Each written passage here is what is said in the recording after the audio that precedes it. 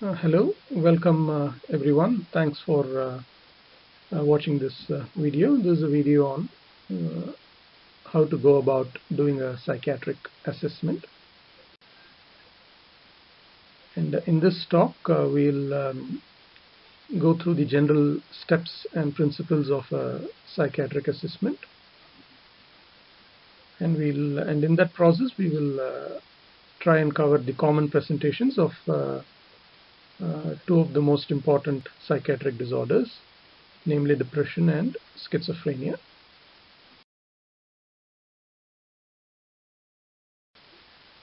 And just some information about myself. I'm a consultant psychiatrist based in Chennai in India, and I worked for many years in the United Kingdom.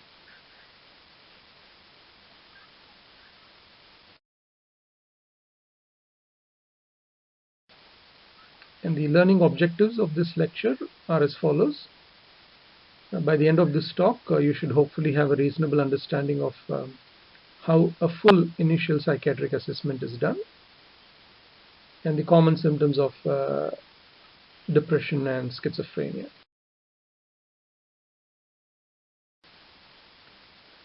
And the target audience for this talk are the following: medical students, psychiatric trainees early in their training, physicians in other specialities who also commonly encounter psychiatric patients, such as general practitioners, general physicians, neurologists. Other professionals working with psychiatrists may also benefit from this talk, including psychiatric nurses, social workers, and psychologists.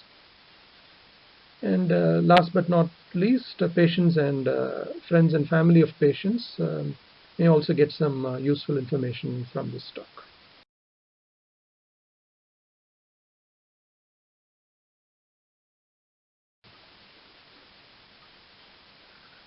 So the general principles of a psychiatric assessment.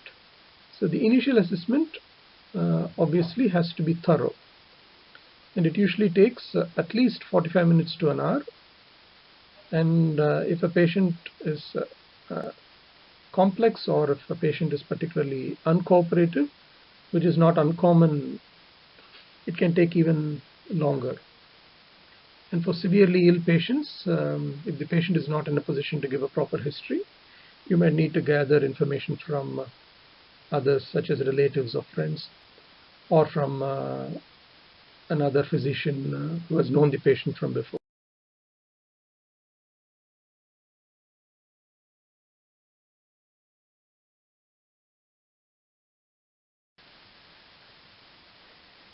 A common misconception, not only in the general population, but also among some doctors working in other specialities, is to equate a psychiatric assessment or psychiatric treatment with psychoanalysis. A psychiatric assessment is a medical process, just like any other medical assessment, such as a cardiology assessment or a neurology assessment. It involves systematic information gathering, and the purpose of which is to arrive at a diagnosis if it is appropriate. Psychoanalysis, on the other hand, is a form of long-term psychotherapy which was pioneered by Sigmund Freud. The psychoanalysis is no longer used in routine psychiatric practice, although there are some countries like the US or France where it is available in private. But for the overwhelming majority of psychiatric patients, psychoanalysis is neither available nor necessary. And it should be noted that all psychiatrists are doctors. So they are doctors who have completed their basic medical education and have specialized in psychiatry, whereas most psychoanalysts are not doctors, though there are some psychiatrists who are also psychoanalysts, but the majority of psychoanalysts are not doctors.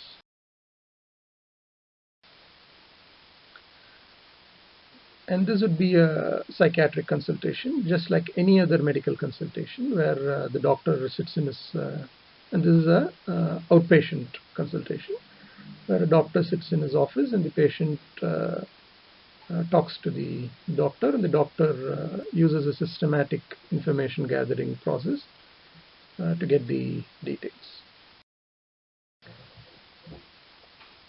And this, on the other hand, would be a psychoanalysis session, which has been popularized in Hollywood movies, where the patient lies on a couch with the analyst sitting behind the patient, and the patient doing most of the talking, and the analyst either taking notes or occasionally talking back to the patient to do so-called interpretations.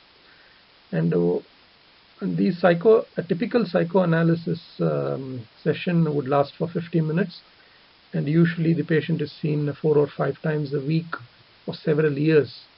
And obviously that is not practical for most patients, and that is not necessary for most psychiatric problems. And what are the steps of a standard psychiatric assessment? Some of these steps are similar to those seen in other medical assessments, but there are certain unique steps as well. So, presenting complaints, we'll go through each step in a bit more detail.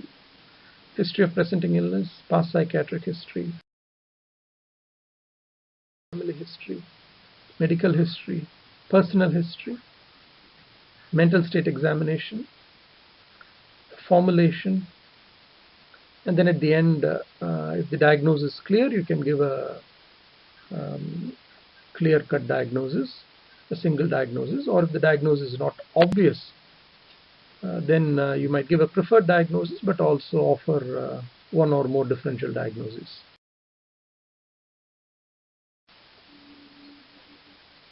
Presenting complaints, try and record them in the patient's own words. So a patient with depression might report these presenting complaints: feeling sad, feeling tired all the time, unable to enjoy anything, wanting to die. They might also come with some non-specific somatic complaints like aches and pains, lightheadedness, and so on.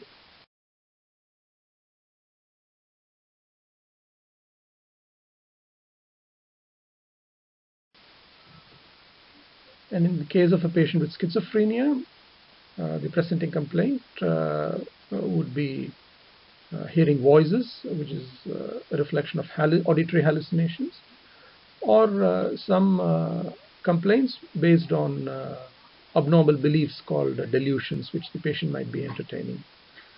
So paranoid persecutory delusions are the commonest in schizophrenia. So the patient might say that, might believe that their life is at risk, or that they are being targeted by someone else, say a work colleague. And in some patients with schizophrenia who do not lack insight, the patient might be blissfully ignorant of any changes that they have been exhibiting, and it might only be a family member who brings the patient to the doctor and they might say that the patient has gradually deteriorated over a period of time.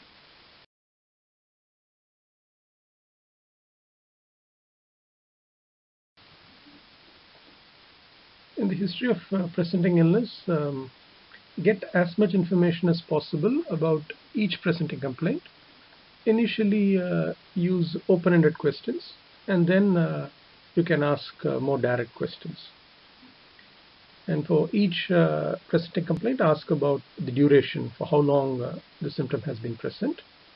How did it start? Was it an acute onset, or was it an insidious gradual onset? And note down any precipitating factor, such as a stressful life event, which is common in depression, or if it's a patient who is known to services from before, non-compliance with medication can result in a relapse. This is commonly seen in schizophrenia. Now ask about the course of the symptoms, whether the symptoms have been gradually getting worse, or whether the severity has stabilized, or whether in fact the symptoms have started getting better. It's important to establish how much these symptoms have impacted on the patient's functioning. So you need to get an idea as to what the baseline functioning of the patient was, and then how these symptoms have been impacting on the functioning in different spheres of the patient's life, whether it's at home or at work or socially. And then it's important to ask some screening questions about other commonly encountered psychiatric symptoms to make sure that we do not miss any comorbid disorders.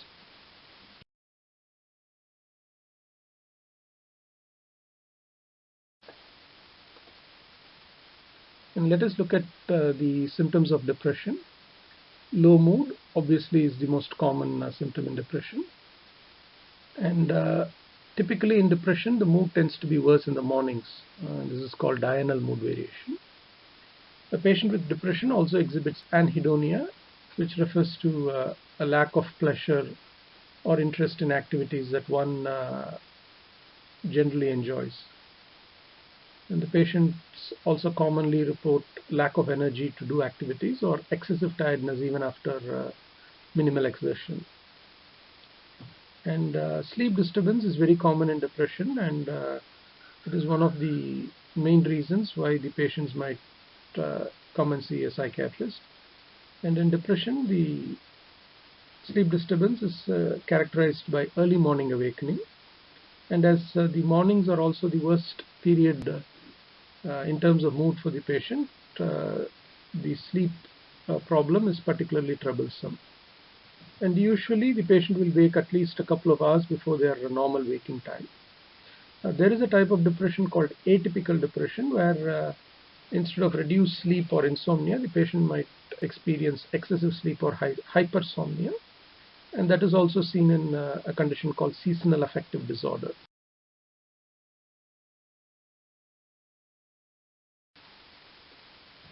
Reduced appetite and loss of weight are commonly seen in depression.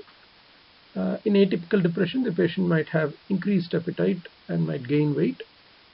This is also seen in seasonal affective disorder.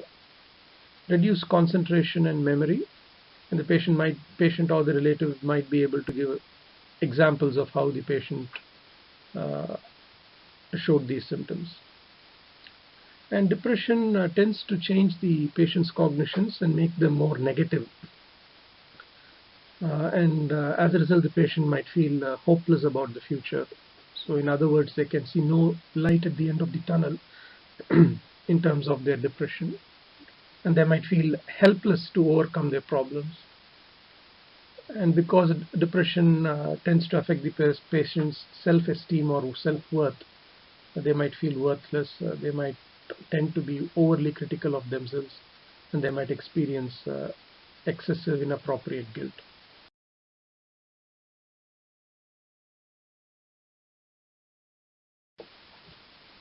It is very important to ask about suicidal ideas in a patient presenting with a major psychiatric complaint such as depression. Some medical students or even doctors early in their training might feel a bit apprehensive in broaching this topic, fearing that asking about suicidal ideas might somehow implant such ideas in a patient who did not have them initially. But there is enough research evidence to show that that is not the case. And in fact, giving the patient an opportunity to ventilate their feelings about these ideas might actually give them a great sense of relief. And the suicidal ideas may be in a spectrum depending on the severity. So some patients might just have passive ideas of just not wanting to be alive. Some people may have fleeting suicidal ideas. As the depression gets worse, these might become persistent. And some patients might make a clear suicidal plan where they decide how to do, where to do, when to do, and so on. They might even write a will. And some patients might only come to the attention of medical or psychiatric services after being brought to hospital after a suicidal attempt such as an overdose. And now let us look at some of the typical symptoms of depression. of schizophrenia. Sorry, schizophrenia is a psychotic disorder, and psychosis is a condition in which the patient has experiences and or beliefs that do not have any basis in reality. So the two main psychotic phenomena are hallucinations and delusions.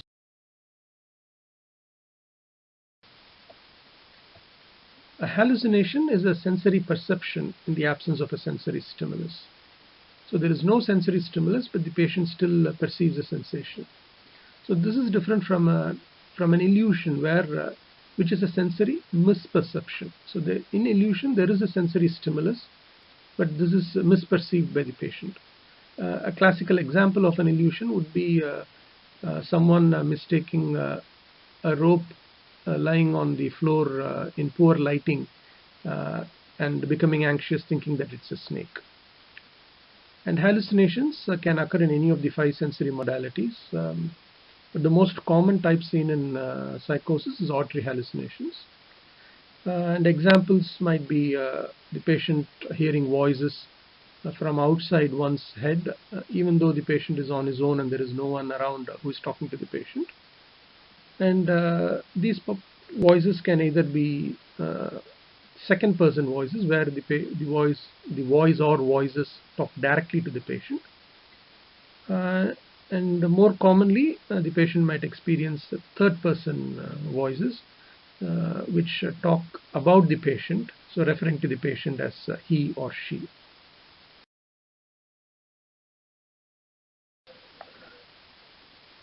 So we now move on to delusions.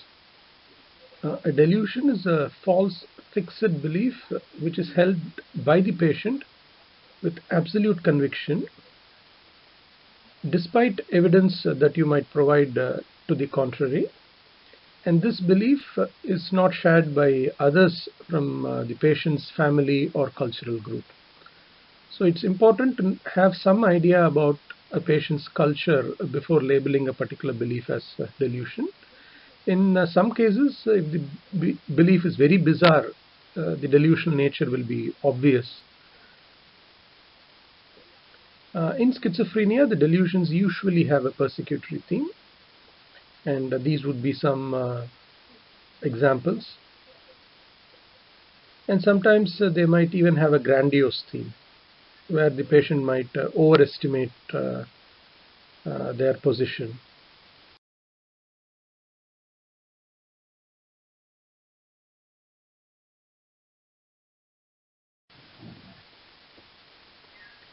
And there are a set of symptoms called first rank symptoms. These were listed by a German psychiatrist called Schneider. These were once considered to be diagnostic of schizophrenia. They are no longer considered diagnostic because they can occur in other psychotic conditions also. But if you have a patient who presents with one or more of first rank symptoms, then it strongly suggests that the diagnosis is schizophrenia. And these symptoms include both hallucinations and delusions. So let's rapidly run through these first rank symptoms. So the patient might hear third person voices which give a running commentary on what the patient is doing, or these voices might be discussing or arguing about the patient. And then the patient might have a thought echo. So this is actually a hallucinatory experience where the patient hears his own thoughts as if they are being spoken out aloud.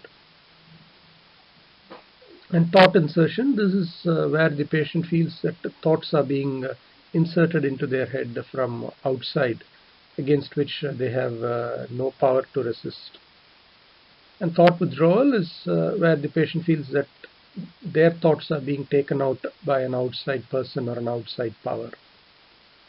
And thought broadcast is where the patient believes that their thoughts are accessible to people outside, as if they are being broadcast on radio or television.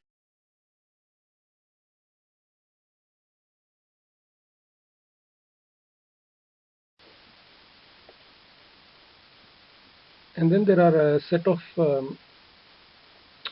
symptoms called made symptoms. These are also called passivity phenomena, where the patient feels that their actions, feelings or impulses are not their own, but are being but because they are being controlled by an outside power, that they are made to do these actions or experience these feelings or impulses. Somatic passivity is another passivity phenomena where the patient has somatic hallucinations. Say they might feel that a part of their internal organ is being manipulated, and they will attribute it to some external power or agency. And delusional perception, this is a delusion where the patient perceives something normally, but then gives a delusional meaning to it. An example would be that the patient is walking on the road, he sees the traffic light change from say amber to red, and then he might realize that because that had happened at that time, it means that his neighbor is trying to kill him.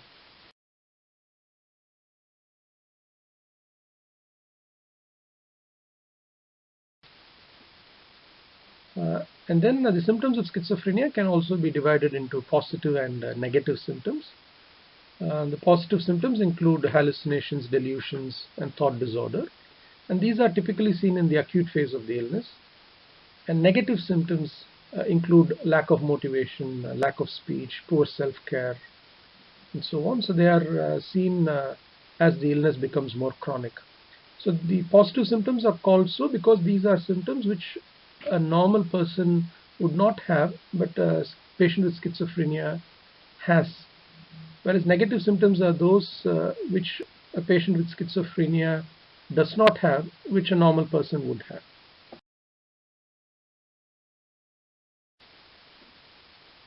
And it's important to note that depressive symptoms can occur in psychosis. Similarly, psychotic symptoms can also happen in severe depression.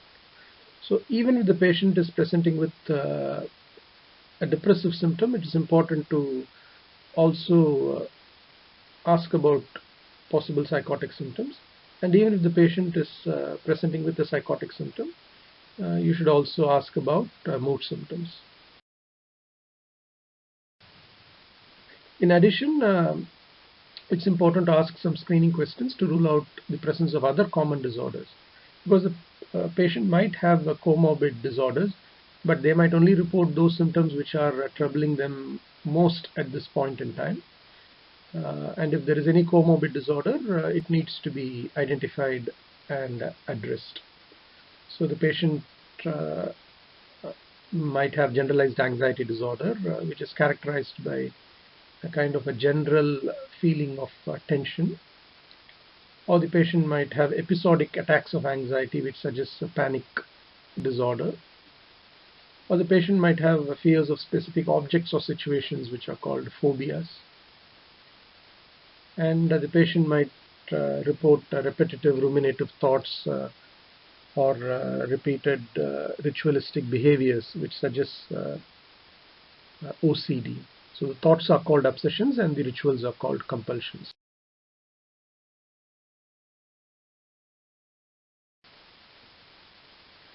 And in the past psychiatric history, can give you important information as to what the current episode might be.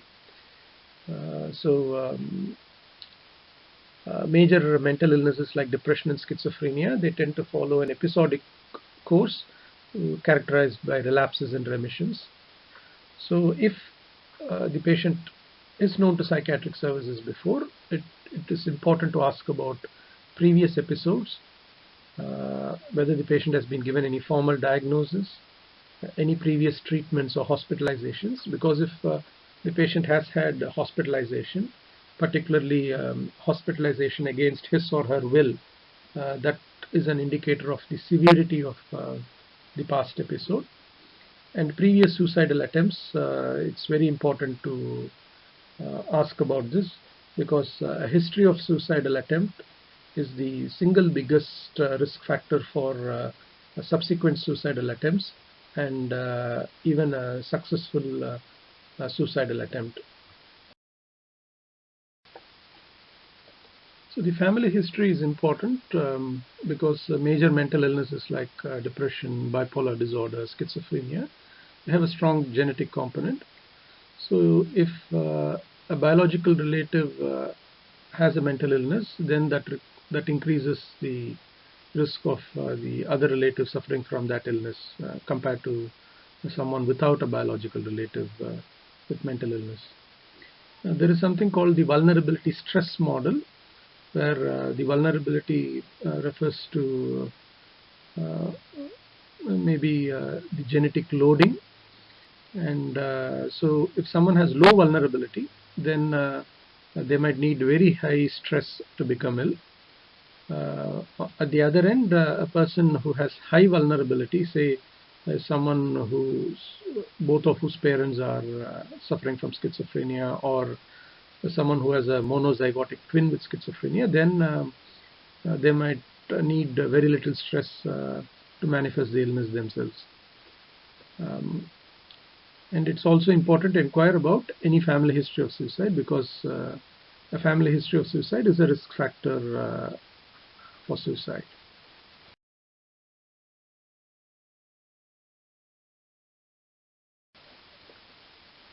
And medical history is very important.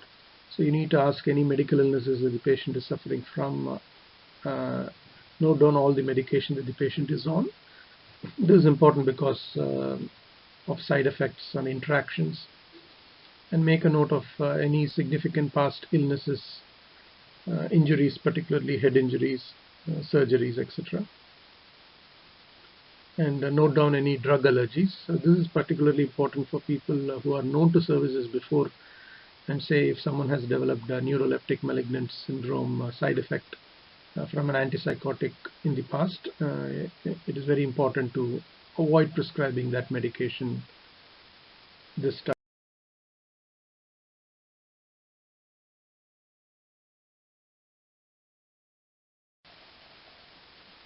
And let us look at some relevant medical histories. Hypothyroidism can mimic symptoms of depression. Hyperthyroidism can mimic symptoms of anxiety.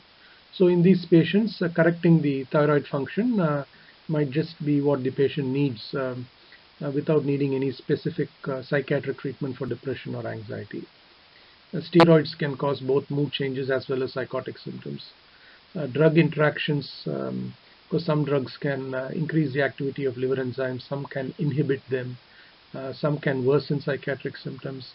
Sedative effect of different drugs can be synergistic, so it's very important to take this into consideration. And if a patient has either hepatic or renal impairment, lower doses would be needed, because most of the drugs are metabolized by the liver and excreted by the kidneys. So if there is impairment in one or both of these organs, then even a dose which is therapeutic in most patients can become toxic. And if a patient is pregnant, or if it's a woman of childbearing age who is not taking contraceptives, certain drugs will need to be avoided.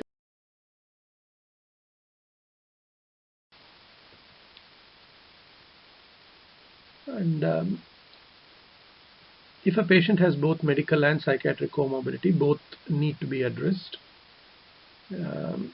So if a patient with a physical problem like diabetes has depression, and if only the diabetes is being addressed, the treatment may not be effective. So because of the untreated symptoms of depression, the patient's compliance with the diabetes treatment program may be poor.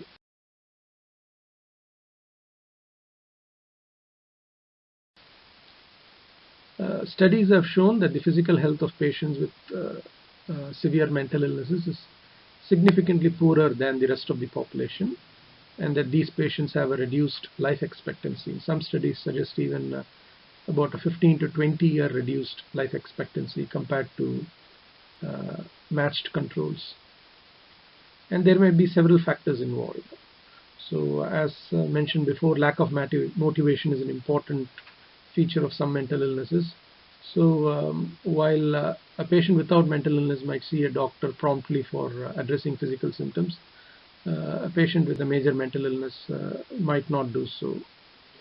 And unhealthy lifestyle habits like lack of exercise, smoking, have been shown to be more common in the mentally ill. And poor compliance with treatment for both physical and mental illnesses can lead to worse prognosis for both. And due to mental illness, the patient, even if they see the doctor, they may not be able to coherently explain their physical symptoms to the physician. So this may lead to an important physical illness diagnosis which might need specific treatment being overlooked. And physicians may not treat physical illness in the mentally ill, so they might discriminate against psychiatric patients and might dismiss even valid physical symptoms that are reported by the patient as being psychological. And significantly, some of the medicines that are used to treat psychiatric disorders can have side effects. So antipsychotics might cause obesity, diabetes, raised lipids. SSRIs can cause hyponatremia. Some antipsychotics can cause QT prolongation. Older antipsychotics can cause Parkinsonian symptoms. So all of these can increase physical morbidity and mortality. So it's important to tailor the medication to suit the patient's physical health, and if significant side effects emerge, the medicine needs to be changed. And personal history is also important. So these are the headings that you would need to cover. You need not go into very great depth, but just address all these headings, because any problems at any of these can be a potential risk factor.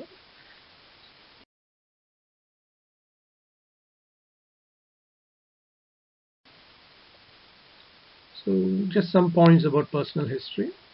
So there is strong research evidence that obstetric complications and premature deliveries can increase the risk of mental disorders in the offspring. And early adverse experiences such as neglect, abuse, or poverty, they are well recognized risk factors for future mental illnesses, particularly depression. And significant social decline, say someone who was a high achiever at school, and once they join college, they are unable to cope and they drop out. This can suggest the onset of a chronic disorder like schizophrenia.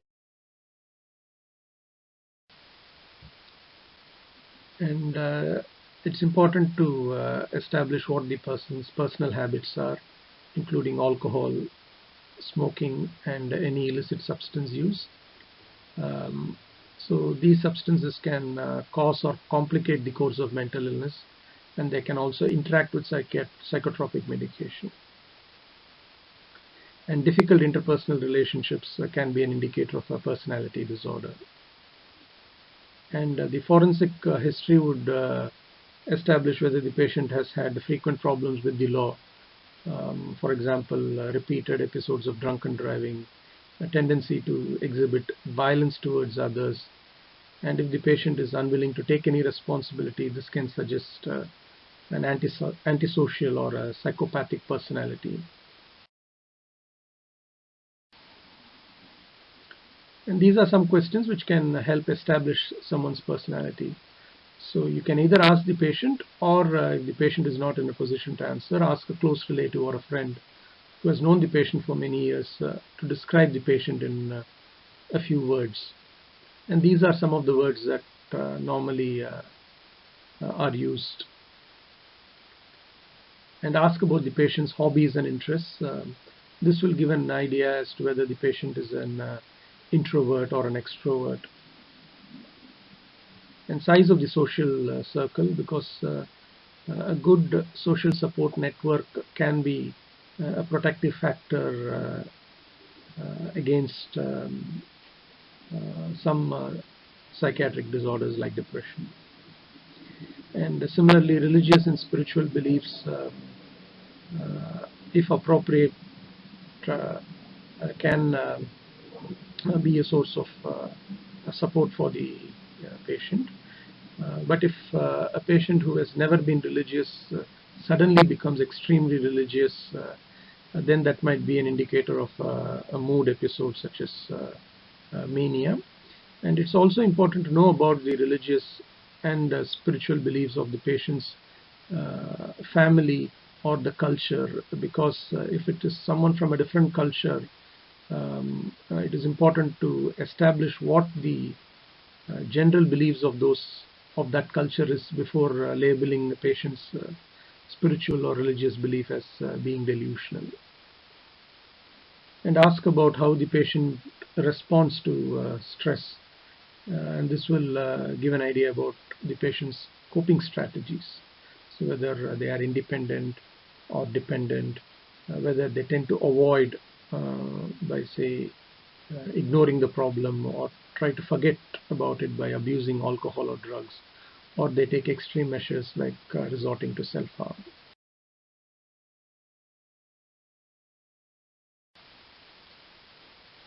And these are the headings of the mental state examination: appearance and behavior, speech, mood, affect, perception, thought, cognition, insight.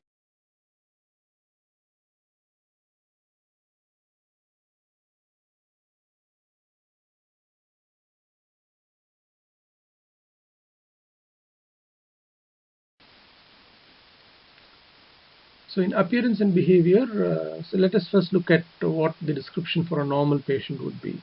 So you could say that the patient was appropriately dressed, cooperative, maintained good eye contact, established a good rapport, and showed no prominent psychomotor agitation or retardation. So this would be the description for a normal patient, or for a patient who has a psychiatric problem who is now in remission.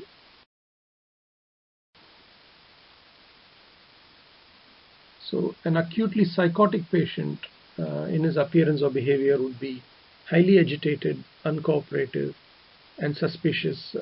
And because of their paranoia, they might maintain continuous and intense eye contact with the doctor. A severely depressed patient, on the other hand, would be very withdrawn with reduced facial expressions and little or no eye contact. A catatonic patient who is in stupor would be motionless and mute.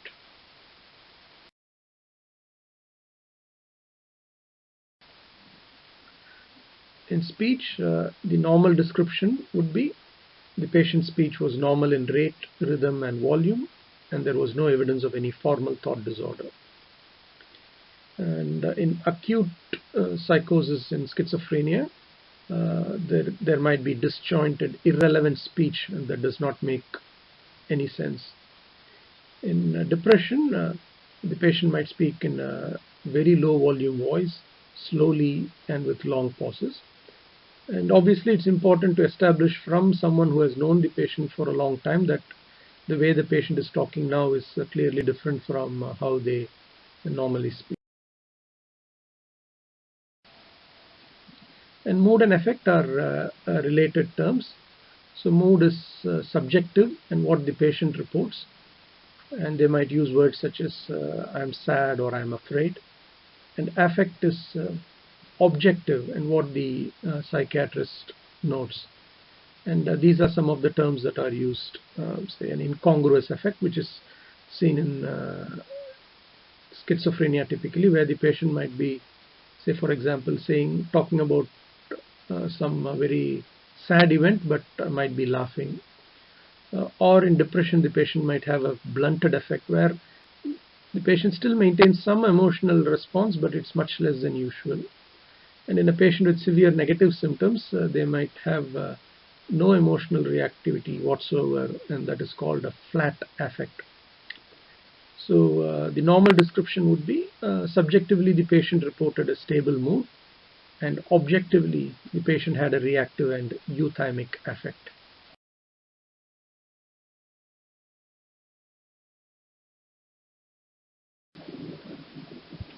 So the next heading is perception, and a normal description under this would be the patient did not report any hallucinations in any of the sensory modalities.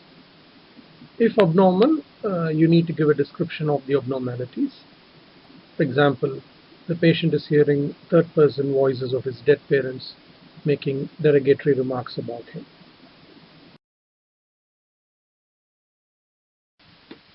So the next heading would be thoughts. A normal description would be the patient did not report any delusions, overvalued ideas or obsessions. The patient does not have any disorders of thought content, and you could add thought form or possession. And if abnormal, give a description of the abnormalities. So an abnormality of thought content, an example would be persecutory delusions. And abnormalities of thought form would be flight of ideas typically seen in mania, and loosening of association typically seen in schizophrenia. You can include disorder of thought form in under speech also. And disorder of thought possession would be any passivity phenomena relating to the patient's thoughts, such as thought insertion, withdrawal, and so on. The difference between flight of ideas and loosening of association is that in flight of ideas, the patient jumps from one topic to another, but there is some connection between successive topics, whereas in loosening of association, also called as derailment or tangential thinking, you cannot discern any logical connection between subsequent sentences that the patient is saying.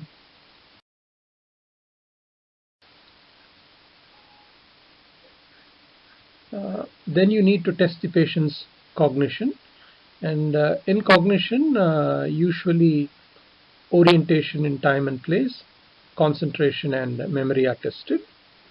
And to test the orientation in time, you ask the patient what the year is, what the month is, what the day is, what the date is, and what time of the day it is. And concentration can be checked by serial sevens, where you ask the patient to subtract 7 from 100 sequentially, or you can ask the patient to say the word world backwards. If a patient is poor in both arithmetic as well as in spelling, you can ask the patient to say 10 to 1, numbers 10 to 1 backwards. And in memory, both immediate and delayed recall are tested. So you give the patient 3 objects, say apple, table, book, ask them to repeat it immediately, which would be immediate recall. And then while you are testing concentration, a couple of minutes will elapse, and then you can ask the patient again to recall the names of the 3 objects. Orientation is impaired in acute confusional states, also called as delirium.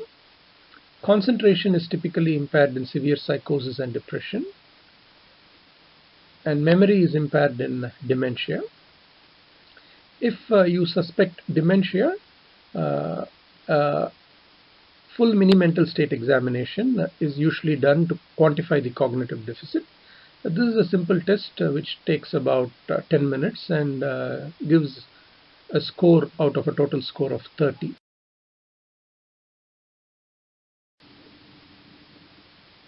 And finally, you need to comment on the patient's insight. So insight may be defined as the awareness that is shown by the patient into the nature of his or her difficulties.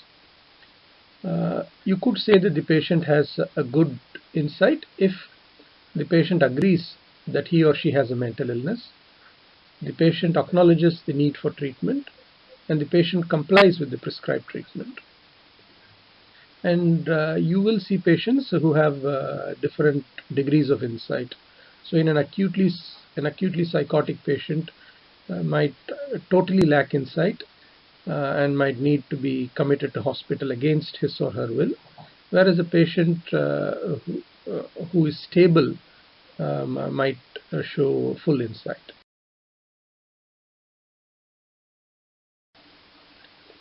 And this section, formulation, is optional, but I would recommend it. This would help you to summarize the key aspects of the case.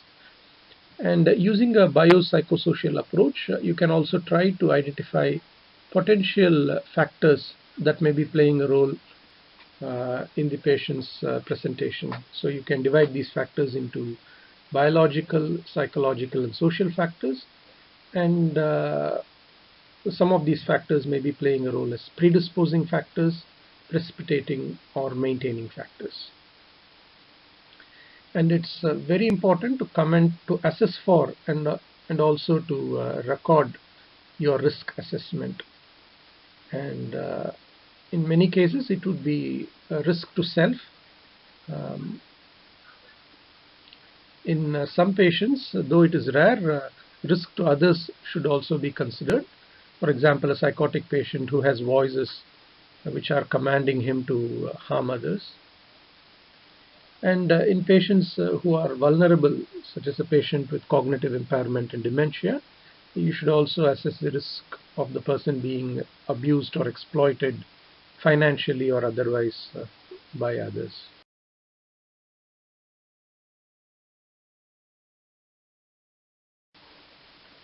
So this is the biopsychosocial model. So you have the biological, psychological, and social factors, and predisposing, precipitating, and maintaining factors.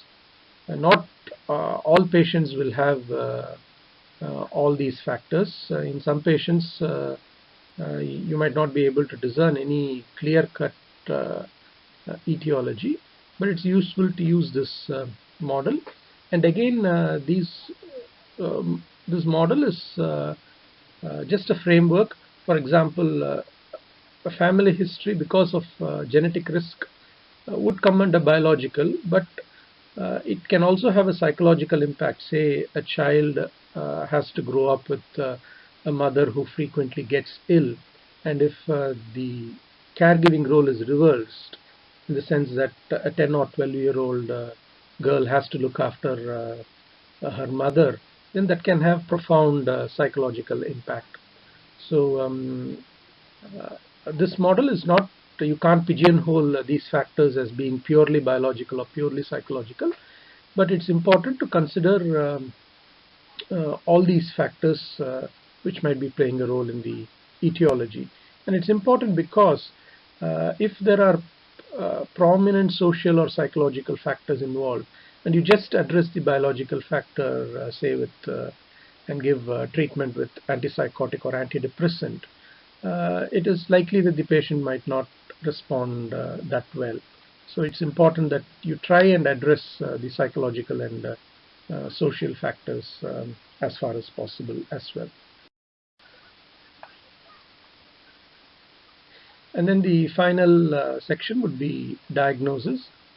And to arrive at a diagnosis, the criteria described in one of the two major diagnostic classifications are used. ICD-10, which is published by the World Health Organization, and DSM-5, which is published by the American Psychiatric Association. I personally generally use ICD-10, though for certain diagnoses the DSM-5 is also quite good.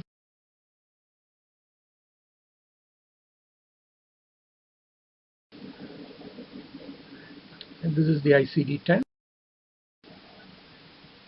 and this is the DSM-5. And if possible, you can also specify the severity of the illness, say whether the patient has mild, moderate, or severe depression. And you can also specify whether the patient has depression with psychotic symptoms or without psychotic symptoms. And in some illnesses, you can also specify the subtype. So in schizophrenia, the most common type that you see in clinical practice is paranoid schizophrenia, which is characterized by paranoid persecutory delusions and auditory hallucinations. Catatonic schizophrenia, which in its most dramatic presentation is characterized by catatonic stupor, or hebephrenic schizophrenia, which is characterized by incongruous affect, thought disorder, etc. And before we finish, I'll just give you some general overview of the ICD-10 classification. So there are 10 categories of mental disorders in ICD-10. So the first category is organic disorders. So these are disorders which cause mental and behavioral symptoms but there is a degenerative process in the brain that is responsible. So a classical example would be dementia. And then you have alcohol and substance use disorders, and then psychotic disorders, which includes schizophrenia,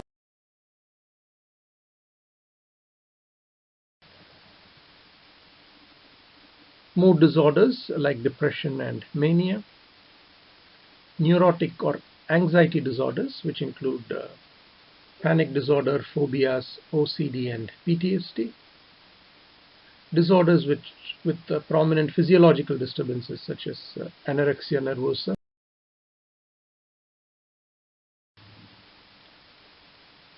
personality disorders. There are several types of personality disorders.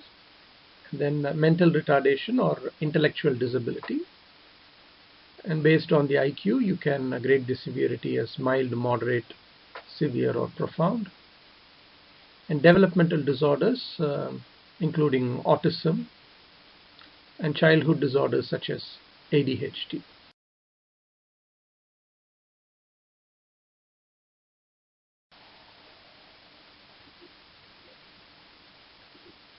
In patients with a complex history, more than one session may be needed to establish a diagnosis. So even if you go through the full history in a systematic manner that I have described so far, sometimes it might not be possible to arrive at a diagnosis.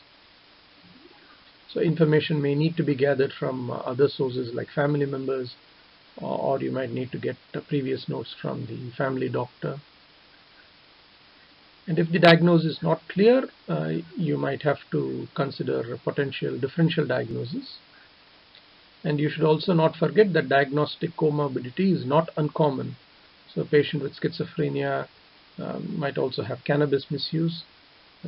Depression may be accompanied by personality disorder, and PTSD and alcohol misuse comorbidity is relatively common. So you need to make sure that you do not devote all your efforts at just one of the disorders just because that is causing the problem at present. So in order to improve long-term prognosis, you need to take all contributory factors into consideration. So in conclusion, the initial psychiatric assessment should be comprehensive. It will help establish whether the patient has a mental disorder that would benefit from treatment. An incomplete assessment can lead to a wrong diagnosis, which would then lead to improper treatment. So either treating the patient for a disorder that they do not have, or patient not receiving treatment for a disorder that they do have. And this would obviously lead to poorer outcomes.